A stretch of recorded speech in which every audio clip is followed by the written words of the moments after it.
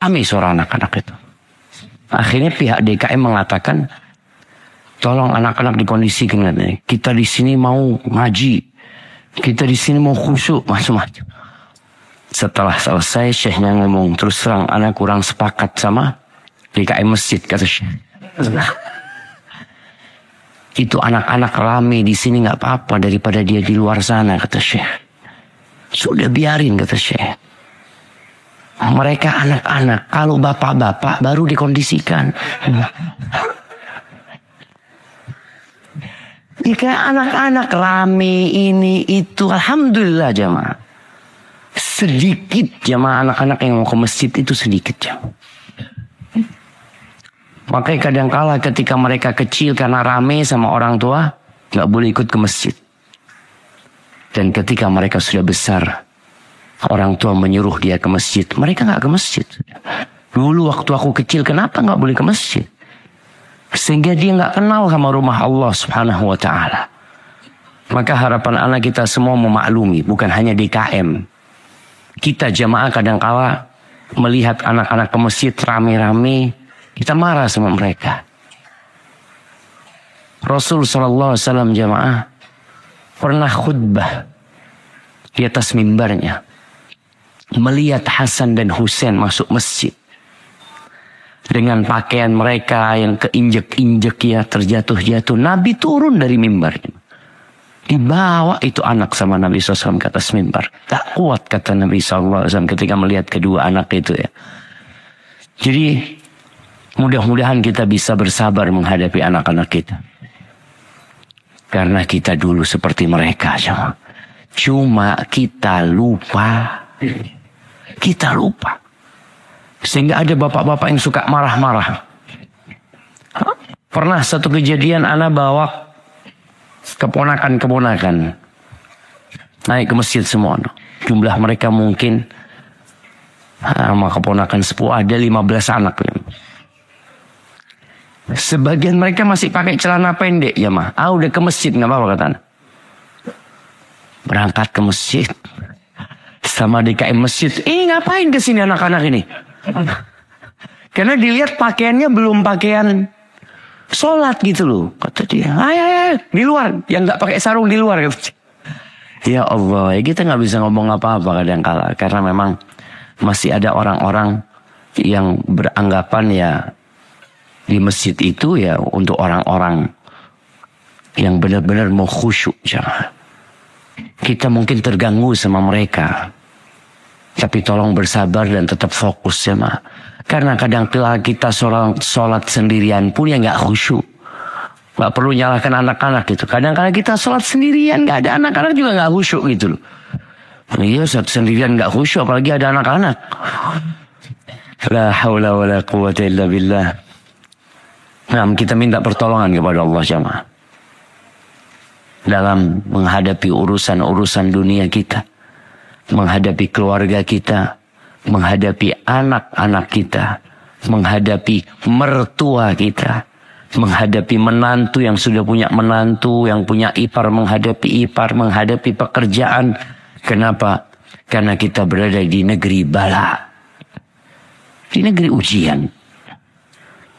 Allahumma salli wa sallim ala abdika wa rasulika Sayyidina wa maulana Muhammadin wa ala alihi wa ashabihi ajma'in. Amma ba'd. Jamaah rahimakumullah. Salat yang paling berat buat orang munafik itu adalah salat isya dan salat subuh. Ada fase dalam hidup kita, ini khususnya buat yang laki-laki ya, di mana kita semangat sholat di masjid. Belum azan sudah di masjid. Atau ketika azan kita bersiap-siap dari rumah kita untuk menuju ke masjid. Tapi ada fase kita nunggu qomat. Ada yang sudah dalam fase itu. Lihat, ketika qomatnya nggak pakai mic, marah dia sama DKM masjid. Apa ini kata dia? Kok nggak ada qomat? Loh ada qomat. Kita mulai saat ini qomatnya pakai mic dalam, pakai speaker dalam, kadang-kadang seperti itu. Itu marah-marah mereka. Kenapa mereka marah-marah? Karena mereka datangnya waktu qomat. Coba datangnya waktu azan, nggak mungkin dia marah-marah. Karena dia tahu setelah azan akan qomat gitu loh. Tapi karena ada orang-orang yang dalam kondisi memang nunggu iqamatus shalah baru ke masjid. Sehingga dia marah-marah. Ada kondisi jamaah di mana kita menjaga sholat rawatib yang 12 rakaat. Qobliyah subuh, qobliyah zuhur, ba'diyah zuhur, ba'diyah asar. Sampai ba'diyah asar dia kerjakan. Dari semangat dia ibadah jemaah. Karena dia lagi semangat gitu. Semua mau dia kerjakan jemaah. Ba'diyah maghrib, ba'diyah isya. Dan ana pernah merasakan itu. Ana pernah merasakan ya. Sampai sholat ba'diyah asar. Ketika kita di pondok, baru masuk pondok itu senang. Melihat ya orang-orang pada sholat. Kita waktu SD, ya nggak seperti anak-anak di pondok sekarang. Kita waktu SD nggak kenal sholat di masjid. Kecuali sholat Jumat. Atau waktu kita ngaji. Ketika masuk pondok, mau nggak mau kita 5 waktu di masjid. Dan kita melihat orang sholat qobliyah, sholat ba'diyah. Semangat gitu jemaah. Habis sholat asar, anak sholat. Nggak ngerti kita. Ditanya sama ustadznya, sholat apa tadi? Ba'diyah. Astagfirullahaladzim. Itu semangat. Semangat. Akhirnya kasih penjelasan sama ustadz bahwasanya la sholata ba'dal asri hatta taghrub asy-syams. Nggak ada sholat sunnah setelah asar sampai matahari tenggelam. Tapi itu kondisi manusia. Kadangkala dia beribadah, bersemangat sampai berlebihan. Ingat kisah 3 sahabat yang datang ke rumah istri-istri Nabi Sallallahu Alaihi Wasallam untuk menanyakan bagaimana ibadahnya Rasulullah SAW. Mereka tahu ketika Nabi SAW beribadah di luar. Ketika beliau menjadi imam. Tapi kan ada banyak ibadah yang tidak tampak. Mereka ingin tahu siapa. Lalu mendapatkan informasi yang valid dari istri-istri Nabi SAW. Bahwa Nabi SAW di malam hari ya tidur beliau. Nanti baru sholat. Dan beliau juga kadang-kala puasa. Nabi itu alaihissalam kadang-kala puasanya nyambung ya Pak. Puasa Senin, Selasa, Rabu, Kamis, Jumat nyambung. Tapi nanti berhenti. Nggak puasa Nabi SAW. Terus Nabi istrinya berapa? 9. Lalu 3 orang ini mulai berpikir. Mereka beranggapan ibadah Nabi itu sedikit. Alaihi salatu wassalam. Taqalluha. Lalu mereka berusaha mencari alasan. Ini salah satu sikap seorang muslim ya. Ketika melihat sesuatu yang tidak sesuai dengan harapan dia, maka hendaklah dia berbaik sangka. Ini para sahabat akhirnya berbaik sangka sama Nabi SAW. Oh iya, Nabi kan sudah diampuni dosanya. Yang lalu dan yang akan datang. Sedangkan kita belum gitu loh. Oh kalau gitu kita akan ibadah yang lebih dari Nabi SAW. Yang satu mengatakan, amma ana fa'aqumul lail wala arqud. Aku akan sholat panjang malam dan tidak tidur. Amma ana yang satu lagi, amma ana fa'asumun nahar. Aku akan puasa sepanjang tahun. Aku tidak akan berbuka. Yang ketiga mengatakan, amma ana fala atazawwajun nisa. Aku tidak akan menikah, kata dia. Aku akan fokus ibadah. Sudah, mereka pergi. Omongan 3 orang ini sampai ke Rasul SAW. Kita lihat ya, 3 orang itu semangat jamaah. Tapi tidak sesuai dengan sunnah. Ketika beliau mendengarkan berita itu, beliau langsung mengumpulkan para sahabat dan naik mimbarnya. Beliau setelah memuji Allah Jalla Jalaluh, lalu beliau mengatakan, ma balu aqwamin, ada apa ini? Orang-orang mengatakan seperti ini, seperti ini. Sebutkan ucapan mereka tanpa menyebutkan orangnya. Jadi ada kondisi yang bermasalah itu adalah keyakinannya. Yang bermasalah itu adalah pernyataannya. Yang pernyataan ini mungkin akan berganti ke orang lain dan akan berbahaya. Maka Nabi meluruskan ungkapan itu. Amma wallahi, kata Nabi SAW, aku adalah orang yang paling bertakwa kepada Allah di antara kalian. Dan yang paling berilmu dan paling takut kepada Allah Azza wa Jalla. Dan aku dalam beribadah, aku sholat dan aku tidur. Nabi aja seperti itu. Aku puasa dan aku berbuka. Dan aku menikah. Faman raghiba an sunnati falaysa minni. Barang siapa yang tidak suka dengan sunnahku, maka bukan dari golonganku. Jadi ahibati fillah, kita semua pernah mengalami fase semangat beribadah. Dan fase redup ya. Mulai malas. Baca Qur'annya sudah tidak lagi. Ada sebagian orang yang benar-benar dia nggak buka mushaf. Padahal kemarin waktu di bulan Ramadan, Allahumma ballighna Ramadan. Antum sudah doa nggak? Allahumma ballighna Ramadan. Ya Allah, sampaikan kami ke bulan Ramadan. Kalau yang semangat ibadah kan doa jemaah.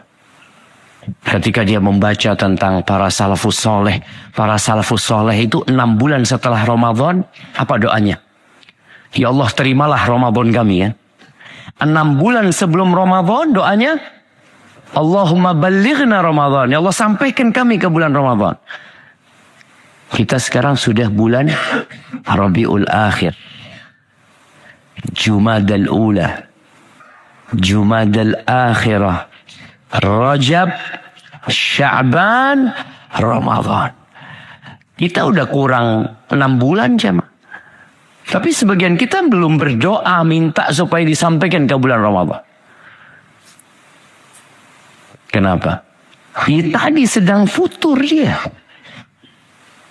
Sedang gak semangat ibadah. Dan Allah jadikan bulan Ramadan itu bulan untuk isi bensin jemaah. Antum bisa lihat bagaimana antum dengan Al-Quran di bulan Ramadan. Subhanallah ya. Di tempat-tempat umum kita melihat orang baca Quran. Di bus, di kereta. Nunggu di mana Quran terus yang dibaca aja. Sekarang hampir tidak melihat kita orang baca Quran di tempat umum. Apa penyebabnya? Dunia yang membuat kita lalai jemaah. Maka ahibati fillah, Rasulullah sallallahu alaihi wasallam menjelaskan kepada kita bahwa ada kondisi futur yang lumrah, ada yang tidak lumrah.